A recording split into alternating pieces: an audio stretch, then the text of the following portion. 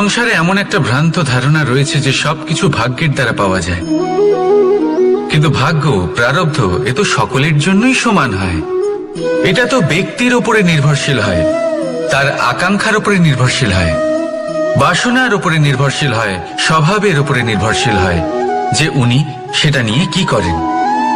দেখুন, এই প্রসাদ কিন্তু সকলকেই দেওয়া হয়, কিন্তু তা গ্রহণ করবেন কিভাবে সেটা ব্যক্তির উপরে নির্ভর করে। আপনাকে এক উদাহরণ দিই। যেমন ধরুন, দুজন মানুষকে আমি একটা করে মাটির ডেলা দিলাম, সেটা নিয়ে তারা কি করবেন? একজন মানুষ তার ছোট ছোট ডেলা বানাবেন আর পথযাত্রীদের ওপরে ছুঁড়ে মারবেন, হাসি ঠাট্টা করবেন, তাদের বস্ত্র নোংরা করে দেবেন, সেটাতেই উনি আনন্দ পাবেন। অন্যদিকে দ্বিতীয় ব্যক্তি সেই মাটির ডেলা দিয়েই নিজের জন্য একটা কুঁড়ে ঘর বানাবেন। সেই কুঁড়ে ঘর যা রোদেতে, বৃষ্টিতে, ঝড়ে তাকে সুরক্ষিত রাখবে। অনুভূতি, এই অনুভূতি বদলাতে শিখুন। এই অনুভূতি অত্যন্ত গুরুত্বপূর্ণ। ভালোবাসাতেও এই অনুভূতি হলো অত্যন্ত গুরুত্বপূর্ণ। ভালোবাসা সে বন্ধুর সাথে হোক, মা বাবার সাথে হোক, ভাই বোনের সাথে হোক, স্ত্রীর সাথে হোক, যে কারোর সাথে হোক। মনে রাখবেন, এই হলো সেই অনুভূতি যা আপনার ভাগ্য নির্ধারণ করে থাকে।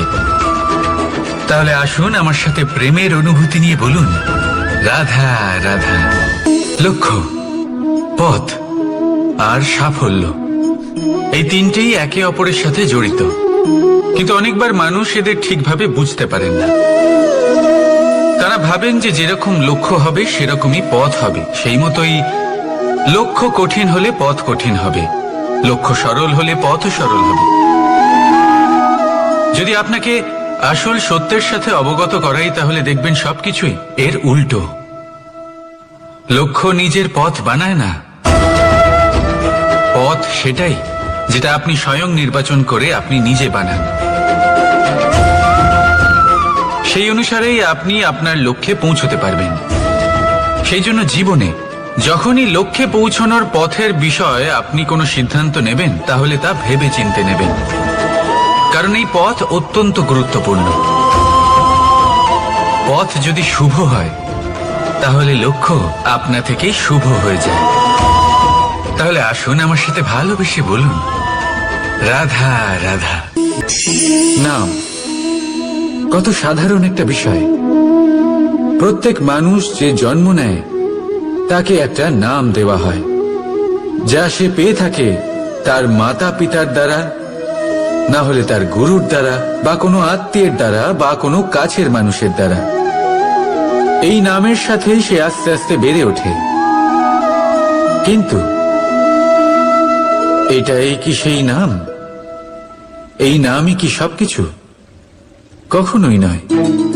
একটা নাম সেটা যা আপনি জন্মের সময় লাভ করেন, যে নামে আপনি কর্মের পথে অগ্রসর হন।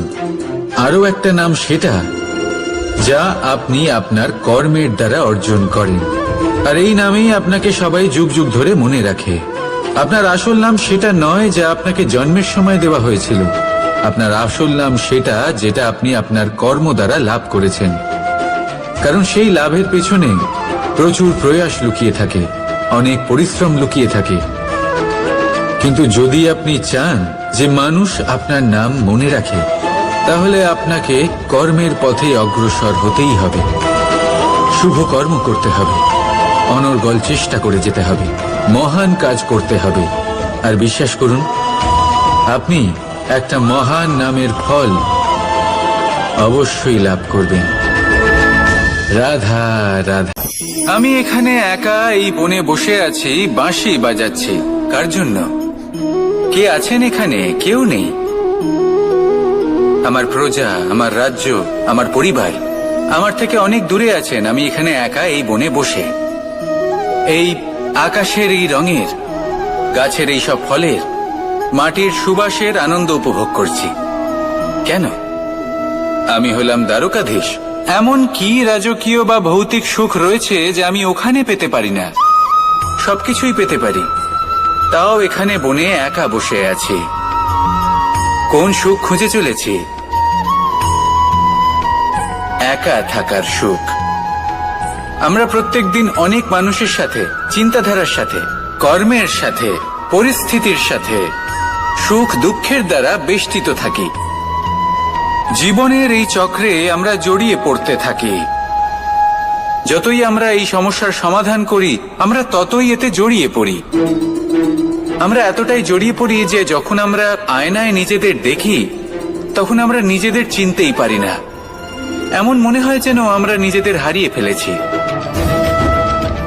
সেই জন্য প্রত্যেক দিন আপনি কিছু সময় নিজের সাথে কাটান একান্তে। এটা অত্যন্ত আবশ্যক। নিজের অস্তিত্বের গভীরে গিয়ে দেখতে শিখুন, নিজেকে বুঝুন। অদ্ভুত শান্তির অনুভূতি হবে। যেমন এই বায়ু, এই বৃক্ষ, এই পুষ্প, এই নিসর্গ, এদের মতো আপনিও কখনো একলা হতে শিখুন। কখনো নিসর্গের একটা অংশ হয়ে দেখুন। এই মন প্রসন্ন হয়ে বলবে, রাধা।